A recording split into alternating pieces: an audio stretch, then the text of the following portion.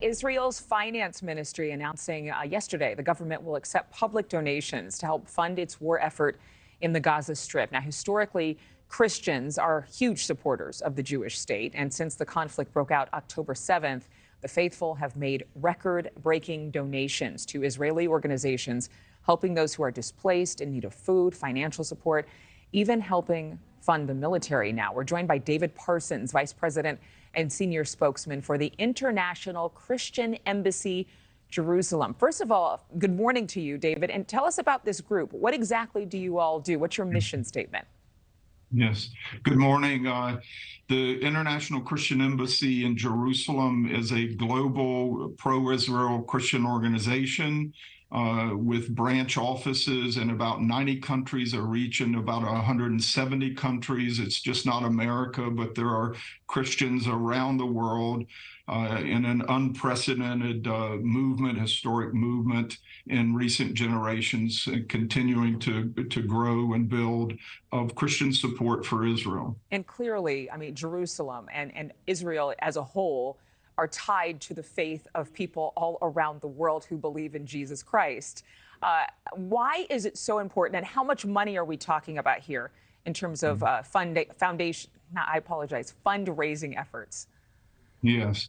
Well, look, I've lived here in Israel, in Jerusalem, for over 27 years now. I've been through intifadas, the March of Suicide bombers, the many terror attacks, rocket wars. But what happened on October 7th was unlike anything we've seen.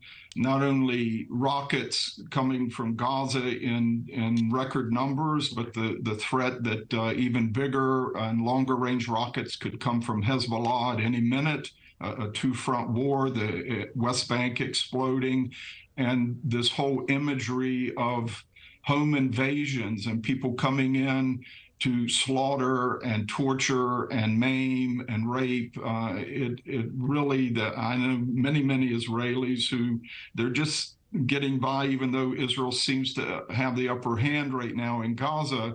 They're just getting by on sleeping pills at night. No one can sleep without it. Thank God the Lord, is with us and helps us through this. But the response of Christians worldwide, they've seen that this is an unprecedented challenge, the worst day for the Jewish people since the Holocaust. It touched the raw nerve of the Holocaust for many Christians who have made that vow, just like the United Nations did, never again. The United Nations founded on trying to prevent a genocide like happened against the Jews in World War II. The United Nations has failed to this day.